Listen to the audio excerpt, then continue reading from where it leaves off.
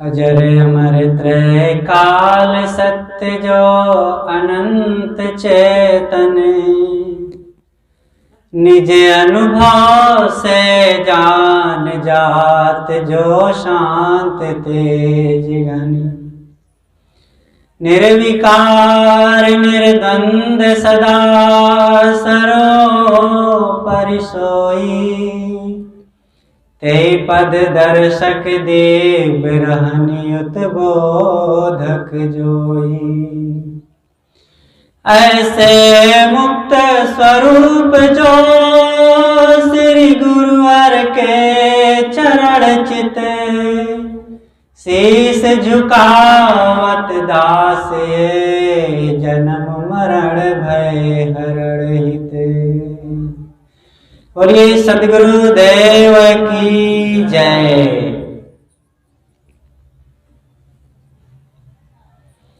मेरे अध्यात्म जीवन के सृजक परम आराध्य सद्गुरु अभिलाष देव का स्मरण करते हुए मंच पर विराजमान पूजनीय संत समाज, धर्म प्रेमी सम्माननीय भक्त सज्जनों, श्रद्धा मूर्ति भक्तिमयी माताओं बहनों एवं प्यारे बच्चों, आप लोगों के समक्ष थोड़ी देर मैं भी कुछ चर्चा रखने का प्रयास करता हूं।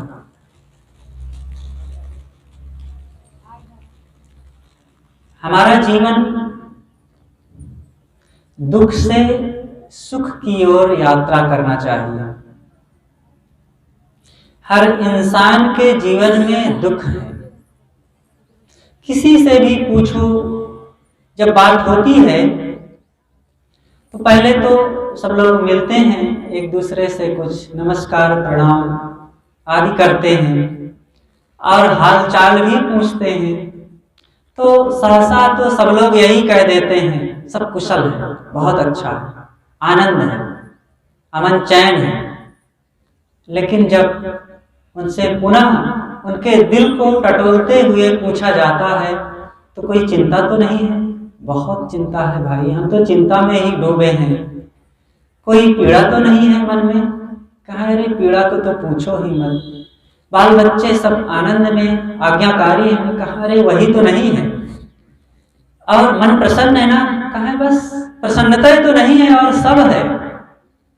ये तो वैसे ही हुआ जैसे एक घर में मेहमान आए हुए थे। पति ने पत्नी से कहा कि देखो मेहमान आए हैं, उनका कुछ स्वागत करना है, बताओ क्या चीज लाना है, मैं बाजार जा रहा हूँ, कुछ वहां से लेते आऊंगा। कहा ठीक है कुछ लेते आना। कहा अच्छा ये बताओ फल है कुछ? कहने नहीं फल नहीं है और सब है। कहा अच्छा तो फल लेते आऊंगा। अच्छा ये बताओ चावल दाल है? कहने नहीं चावल दाल नहीं है और सब है। तो चावल दाल लेते आना। तो उन्होंने कहा कुछ मसाला वगैरह है कि नहीं? कहे हाँ मसाला नहीं है और सब है। तो मसाला लिखता है। अच्छा ये बताओ सब्जी है कि नहीं? कहे हाँ सब्जी नहीं है और सब है। तभी कहा अच्छा दूध घी कुछ है कि नहीं? कहा दूध घी नहीं है और सब है। तो भाई है क्या है आपके पास? आज घर घर की यही तो कथा है ना भैया, सब ठीक है? हाँ ठीक है। घर द्वार? कहे हाँ हाँ घर द्वार तो ठीक है, बस मन की प्रसन्नता नहीं है, मन की शांति नहीं है, प्रेम नहीं है, सुमति संगठन नहीं है, मन में संयम सदाचार नहीं है। तो क्या है? एक बार सद्गुरु अभिलाष साहब जी छत्तीसगढ़ में थे।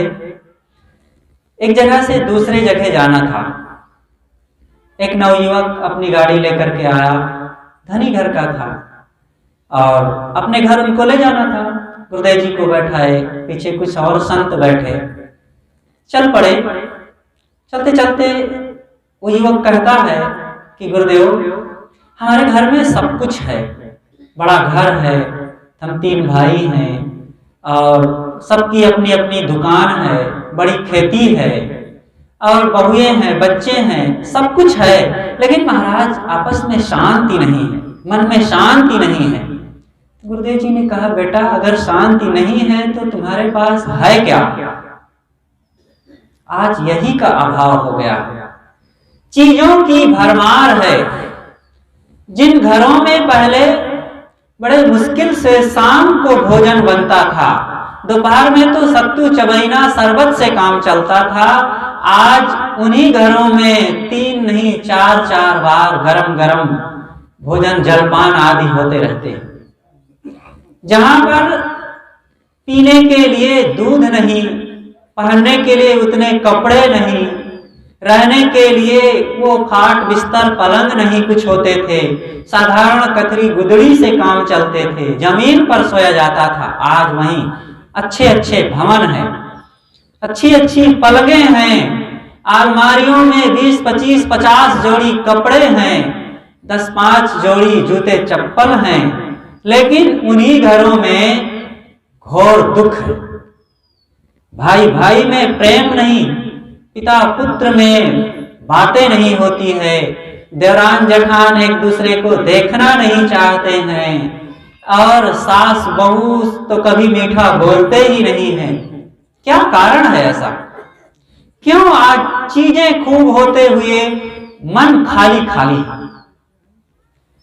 चीजों की कमी नहीं है, लेकिन वह चीज की कमी है हमारे पास जो दुनिया की संपत्ति इकट्ठी करने के बाद भी उसकी भरपाई नहीं की जा सकती है।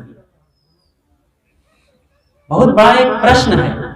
प्रश्न यही है कि उलझन, समस्या, अशांति, पीड़ा, क्लेश, चिंता, भय, असंतोष, तृष्णा, यह एक बहुत बड़ी समस्या है। और इस समस्या का समाधान लोग रुपए पैसों से चाहते हैं। इस समस्या का समाधान अच्छे अच्छे कपड़े और गहनों से लोग चाहते हैं।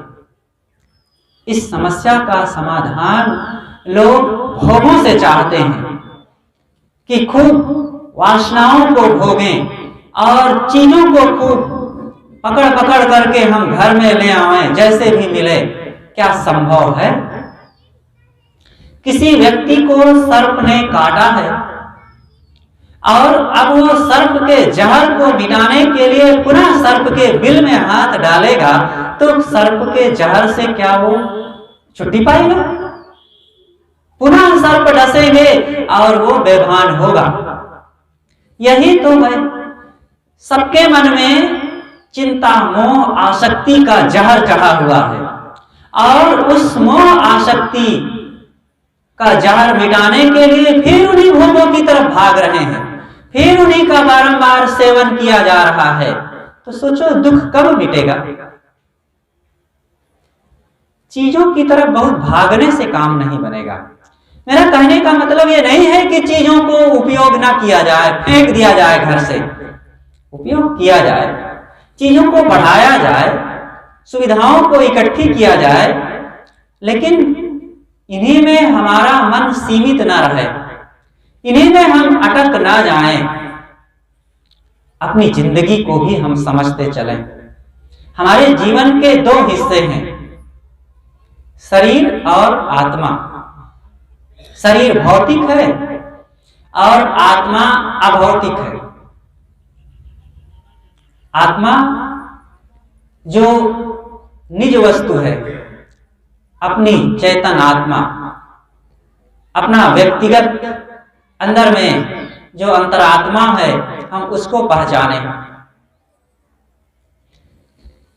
हम अपने आप को पहचानते नहीं हैं। जो जीवन में हमारे दुख है, जो समस्याएं हैं, उन समस्याओं का निदान कैसे होगा? हम अपने मन को नहीं पहचानते हैं, अपने दुखों को नहीं मिटाते हैं। ये मन की पीड़ा, मन के द्वंद, जो चिंता और भय, वो कैसे मिटेंगे? हमें मन की पीड़ा को मिटाने का प्रयास करना चाहिए। जो मानसिक द्वंद है, मानसिक क्लेश हैं, इनको मिटाने के लिए हमें सद्गुणों का सेवन करना होगा, संयम सदाचार को अपनाना पड़ेगा। हम अपने मन को जब तक पहचानेंगे नहीं, दोष दुर्गुणों को मिटाएंगे नहीं, तब तक केवल चीजों को हम बटोरते रह जाएंगे, वो कुछ साथ देने वाली नहीं। इसलिए जरूरत है कि हम शुरुआत अपने ही जीवन से करें। दुखों को मिटाने के लिए हमें अपने ही जीवन का अध्ययन करना पड़ेगा। चीजें चाहे जितनी हो जाए, हमें अपने अंदर अपने मन स्थिति को हमें पहचानना होगा। हम जब तक दुनिया की चीजों के पीछे दौड़ते रहेंगे, तब तक मन की भूख मिट नहीं सकती है। मन की पीड़ा अगर मिटाना चाहते हैं तो हमें चीजों के पीछे नहीं, अपने जीवन का अध्ययन करना पड़ेगा। जीवन को हम पहचाने, जीवन क्या है।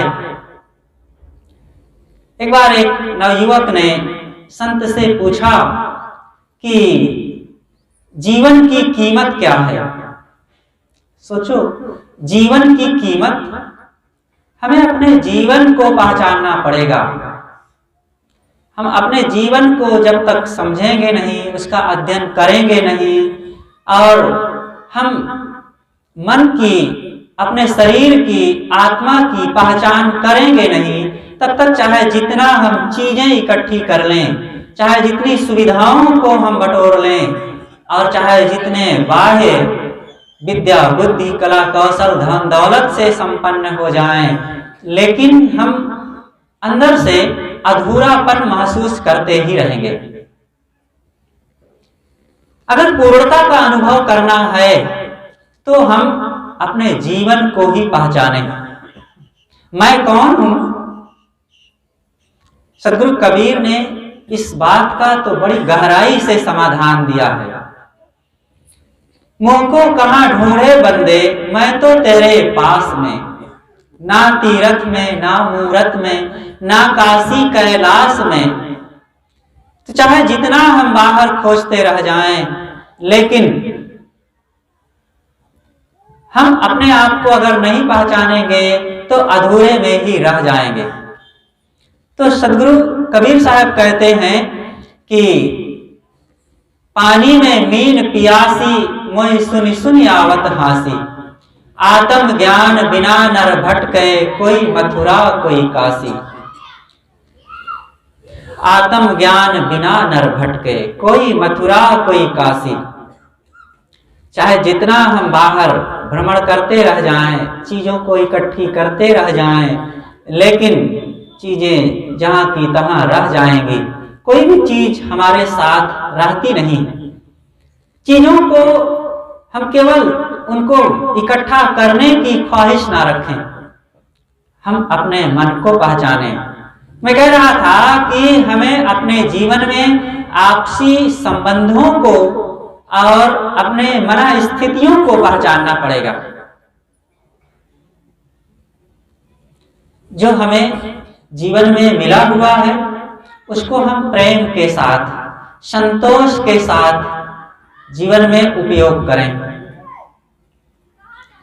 जो हमें मिला हुआ है, उसको हम जब तक हम सदुपयोग नहीं करेंगे, तो चाहे जितना हम इकट्ठी कर लें चीजें, उसमें से शांति नहीं मिलेगी। प्रेम,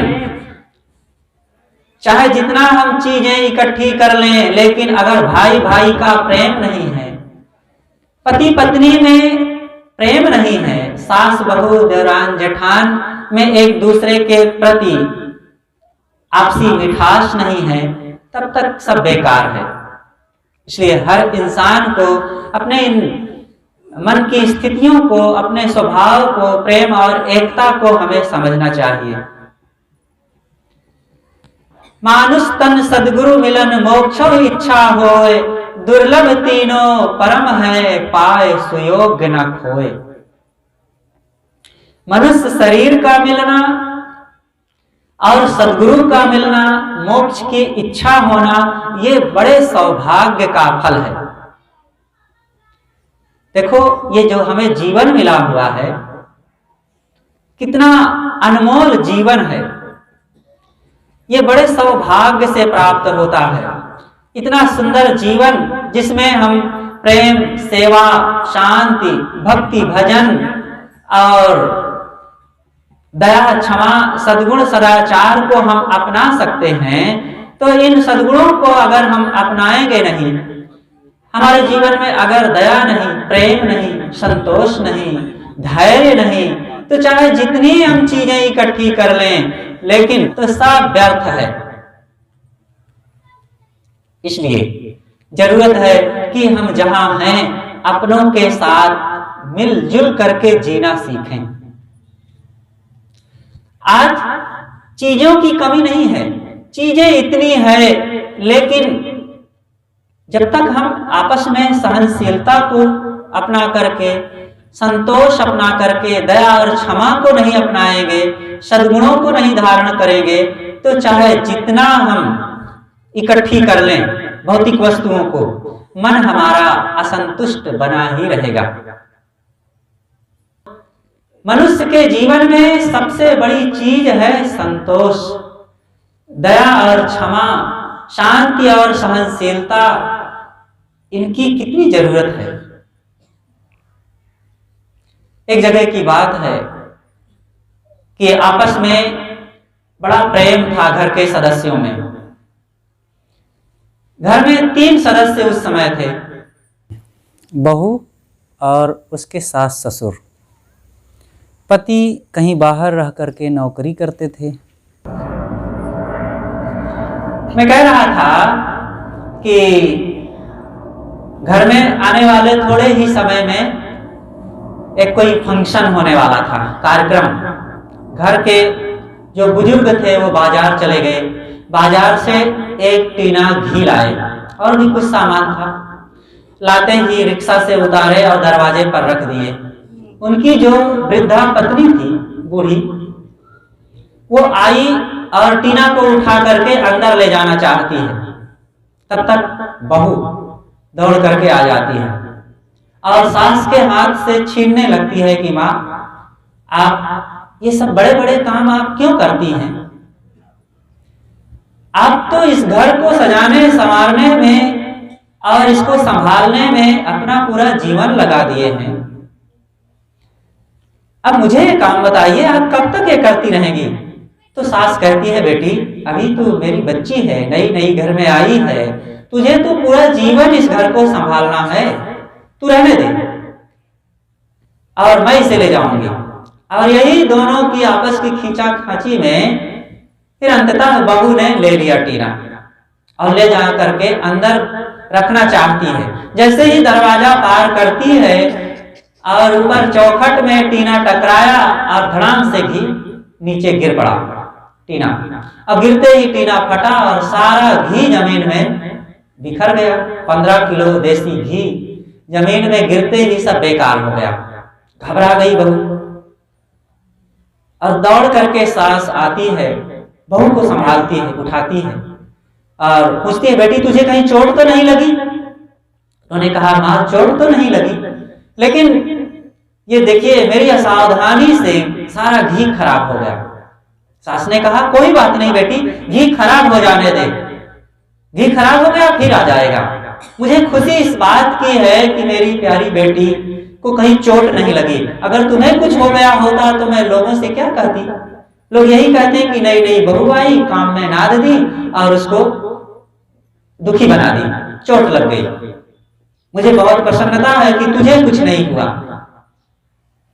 बात खत्म हो गई।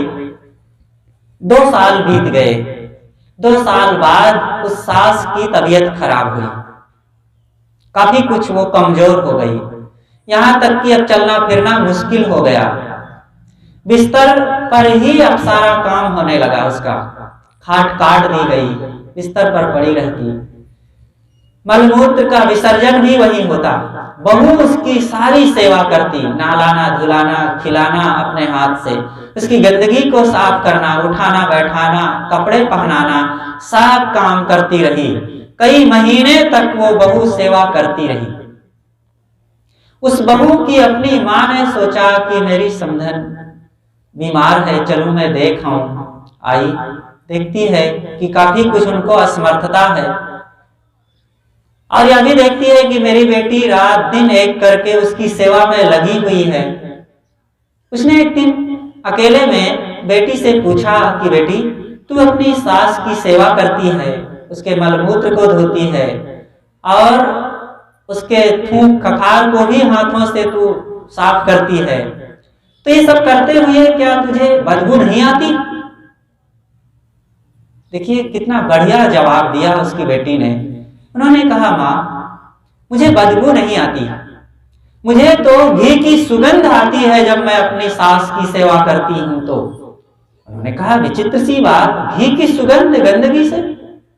उन्होंने कहा, बेटी ने कहा कि माँ क्या मैं उन दिनों को भूल जाऊं जब मेरे हाथ से घी से भरा टीना गिरा था, घी खराब हो गया था, तो यही मेरी सास ने मुझे प्यार से उठाया और कहा था कि बेटी घी खराब हो गया तो कोई बात नहीं, तुझे तो कुछ नहीं हुआ, मुझे खुशी इस बात की है कि तुझे कहीं चोट नहीं लगी।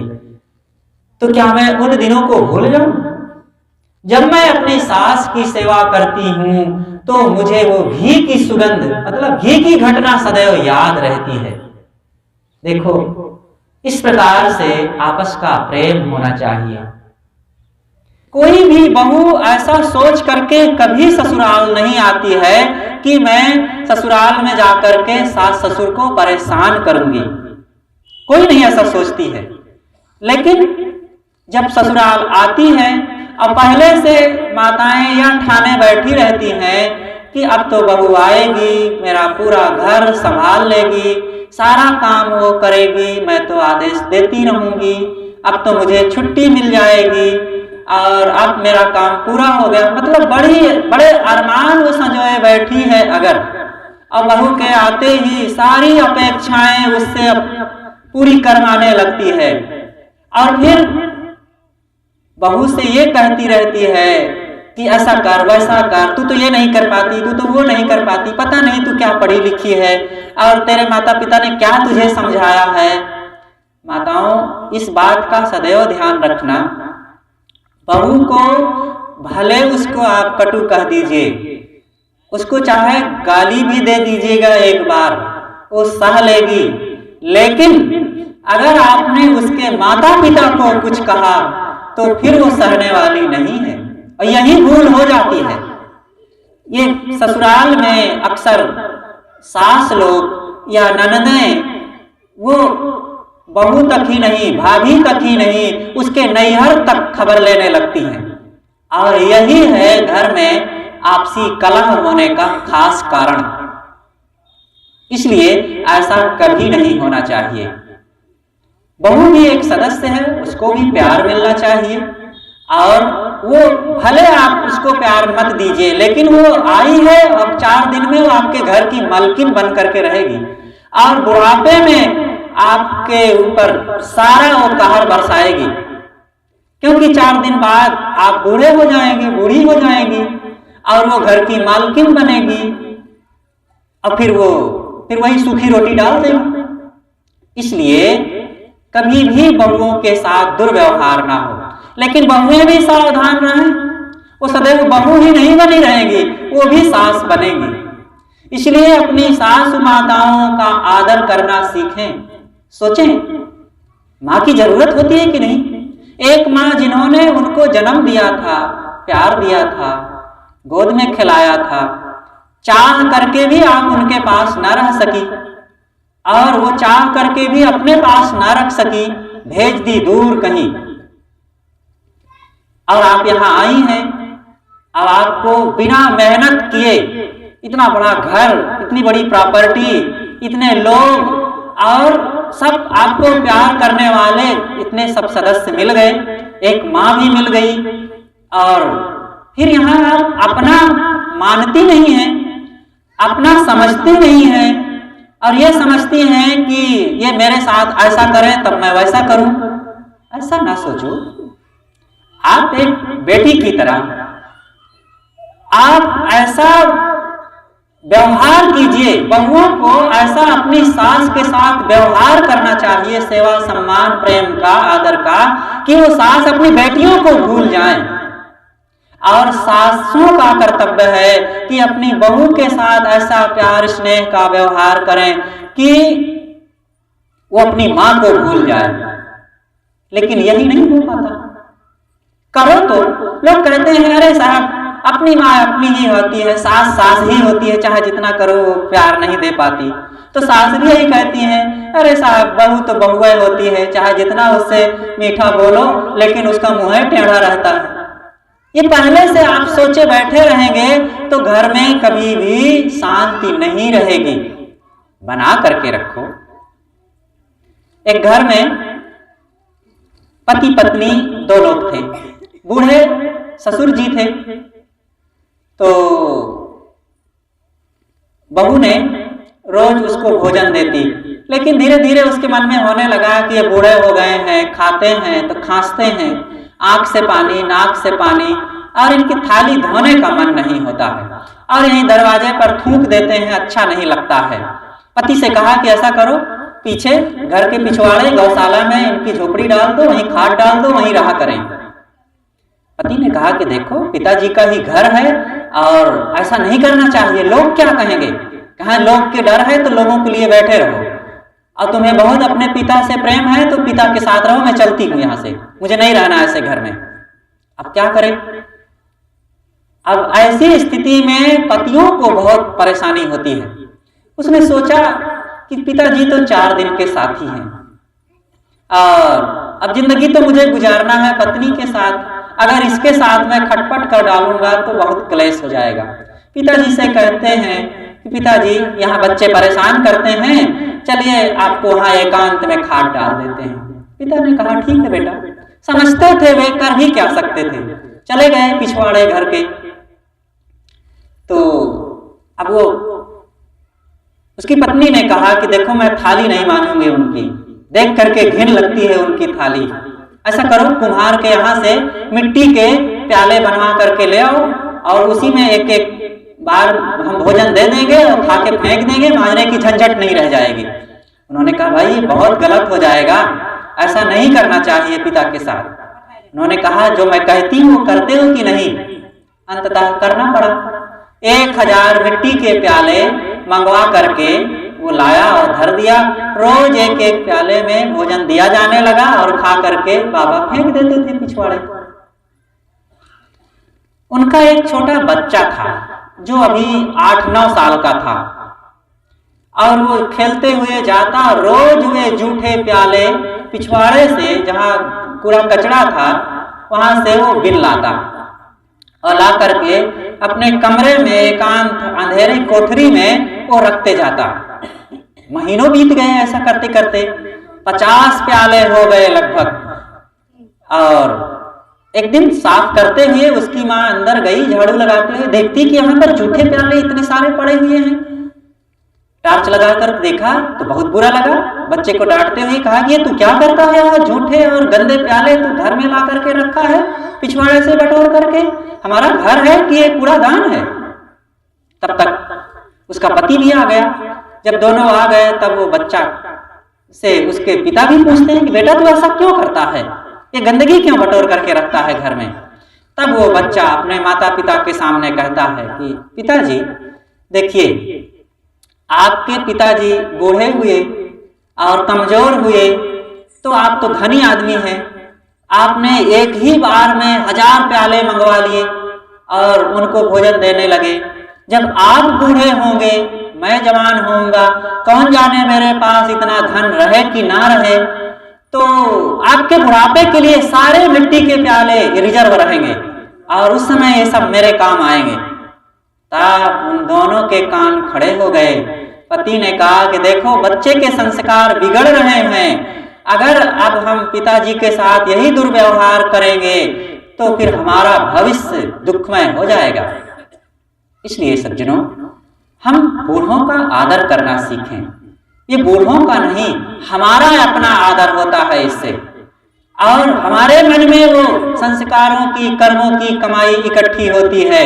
इसलिए हमको ऐसा जीवन जीना चाहिए और हम सबके जीवन में भक्ति का प्रकाश फैलना चाहिए। हर नर नारी को अपने घर में संतों गुरुजनों से जुड़ करके अपने बाल बच्चों को, अपने घर परिवार को और वृद्धों को, देवियों को संतों के ज्ञान विवेक विचार के प्रभाव से प्रभावित करना चाहिए। आज इसकी बड़ी कमी है। आज बच्चों से पूछो तो वो 20 हीरो हीरोइन का नाम एक सांस में बता देंगे, लेकिन उन्हीं के बच्चों से अगर पूछो कि बेटा हम भारत के 5 महापुरुषों का नाम सुनना चाहते हैं तुमसे, बताओ, तो वे कोई भी संत का नाम नहीं बता पाएंगे। बच्चों से पूछो कि बेटा कोई एक गीत सुनाओ, भजन सुनाओ, नहीं सुना पाएंगे। और फिल्मी गीत सुनाने को कह दो तो 5 ठो सुना देंगे। यही है कमी, इसकी बड़ी जरूरत है। बच्चों में आखिर ये दोष क्यों आ रहे? बड़े होकर के वो माता पिता का अनादर क्यों कर रहे हैं? जिन घरों में संतों गुरुजनों का सत्संग हुआ करता था, महापुरुष आया करते थे, धूमधाम मची रहती थी भक्ति भजन की, उन्हीं घरों में बच्चे बड़े होकर के वो लखनऊ में, इलाहाबाद में, दिल्ली में जगह जगह अब वो काम करते हैं, पढ़ाई करते हैं, नौकरी करते हैं। और फिर वही बच्चे कुसंग में पड़ गए और धीरे से अंडा मुर्गी शराब खाने पीने लग गए। क्यों?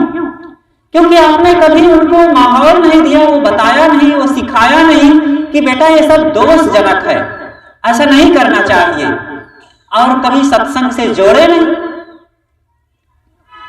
ये जीवन की ये जो कमाई है ना, ये बच्चों के लिए और आप सबके लिए, बूढ़ों के लिए, सबके लिए बहुत आवश्यक है।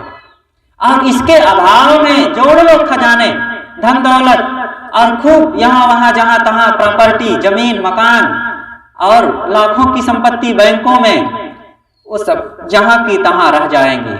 ये आपकी उन्नति नहीं है। लोग सुनाते हैं कि साहब हमने ये किया वो किया, बड़ी उन्नति हमने किया। क्या किया आपने उन्नति? सदगुरु अभिलाष साहब जी एक बार बिहार गए थे, बहुत बड़ा कार्यक्रम था, एक बड़े महंत ने करवाया था, कभी पंथी महंत थे।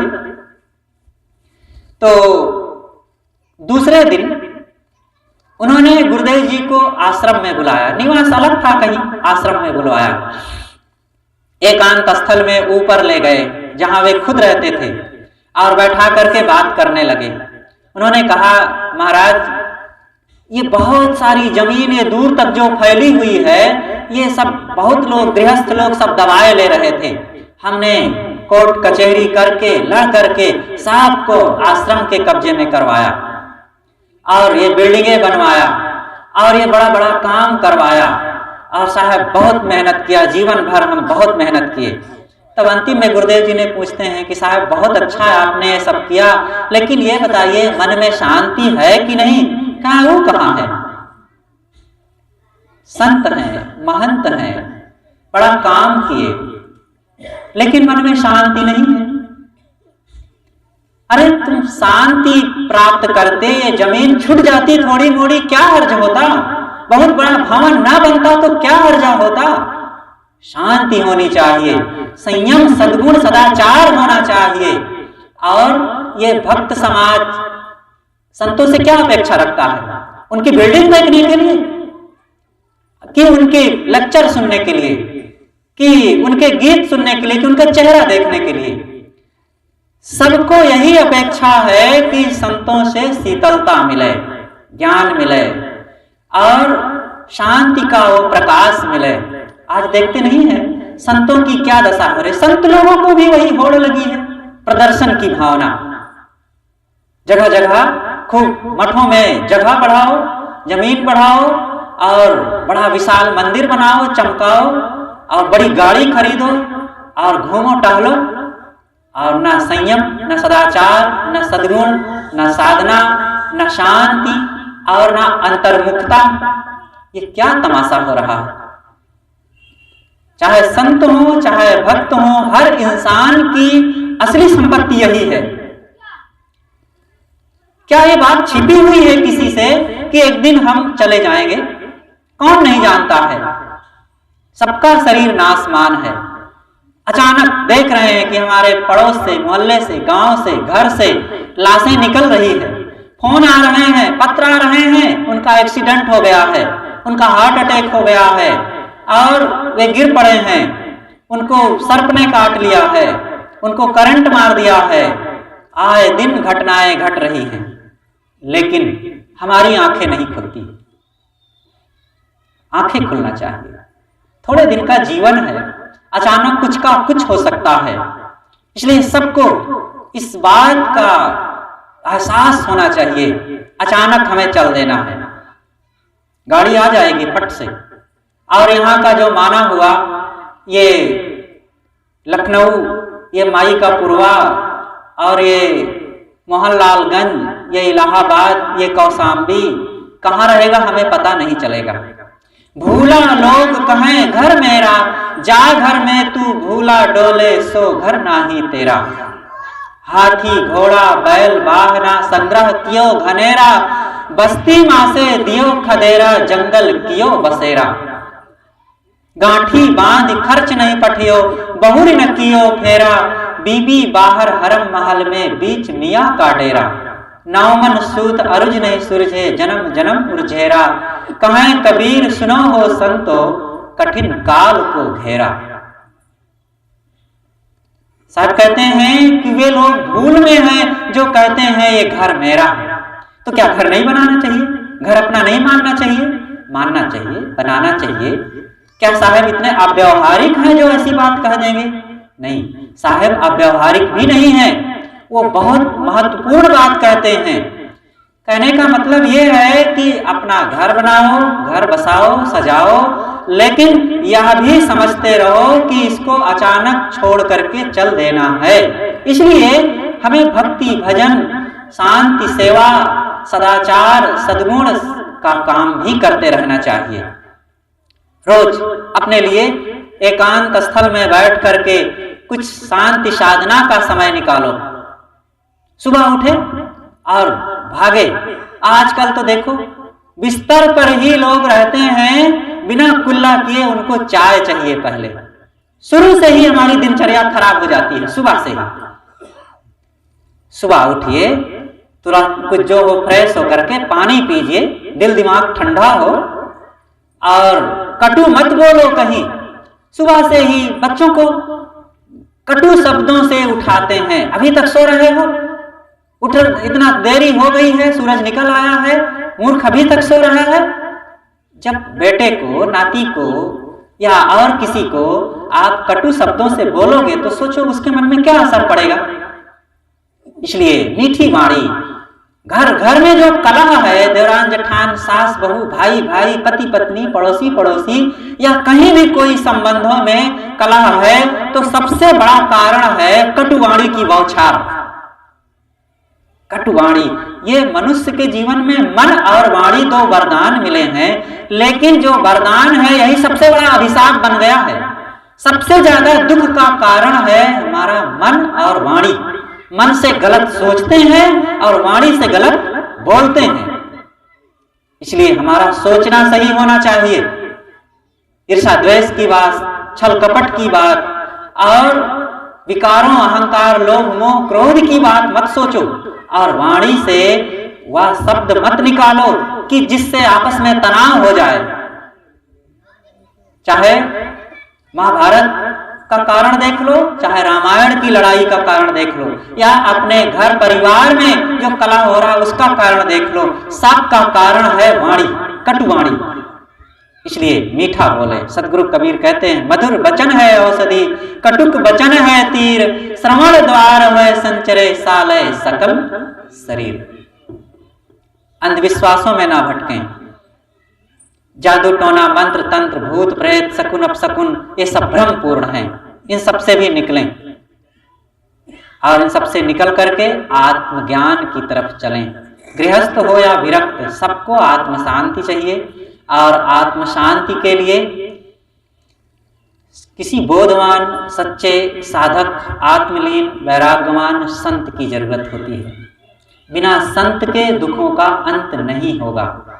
पूर्व प्रवक्ता अभी हमारे देखो बता रहे थे कि चाहे जितने बड़े कोई हो जाएं, लेकिन उन फकीरों की जरूरत है जो संसार से निष्प्रेह हैं, तमन्ना दर्द दिल में है तो कर खिदमत फकीरों की, नहीं वह लाल मिलता है अमीरों के खजाने में।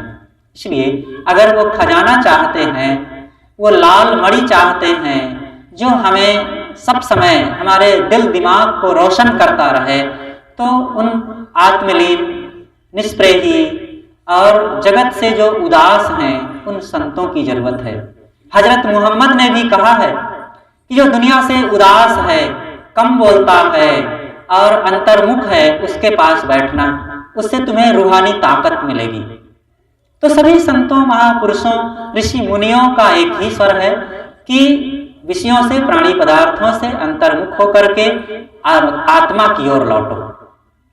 इसलिए हम सब भी यही काम करें। अगर दुनिया में ही दीवाने रहेंगे, दौड़ते रहेंगे, तो दुनिया में दौड़ते दौड़ते एक दिन मुंह के बल गिरेंगे और खेल खत्म हो जाएगा। खेल खत्म होने के पहले अहंकार को, वासनाओं को, विकारों को खत्म करें, जिससे कि पुनः दुख का खेल ना शुरू होने पावे, नहीं तो वह खेल फिर शुरू हो जाएगा। तो ये सत्संग का आयोजन जो हुआ है, यही उद्देश्य के लिए हुआ है। हम इस उद्देश्य को सफल बनावें। तो आप लोग बड़े धैर्य से काफी देर से सुनते रहे और आप सबको बहुत बहुत मंगल कामना, धन्यवाद देते हुए मैं अपनी वाणी को समाप्त करता हूँ। लेकिन समाप्त करने के पहले एक भजन के लिए मुझसे कहा जा रहा है, तो एक छोटा सा पद आपके सामने मैं प्रस्तुत करता हूँ। गुरुवर बीच भंवर में नैया डगमगात बाय, जेरा मोर डरात बायना। गुरुवर बीच भंवर में नैया डगमगात बाय, जेरा मोर डरात बायना। मन से छोड़ो गर्भ गुमानी, जग में 2 दिन की जिंदगानी। मन से छोड़ो गर्भ गुमानी, जग में 2 दिन की जिंदगानी। अखियाँ खोल के देखो, अखियाँ खोल के देखो, झूठा है संसार बाय, जेरा मोर डरात बायना। गुरुवर बीच भंवर में नैया डगमगात बाय, जेरा मोर डरात बायना। एक तो नैया बहुत पुरानी, दूजे बहे पवन और पानी। एक तो नैया बहुत पुरानी, दूजे बहे पवन और पानी। तीजे नैया के रे, तीजे नैया के रे, टूटल पतवार बाय, जेरा मोर डरात बायना। गुरुवर बीच भंवर में नैया डगमगात बाय, जेरा मोर डरा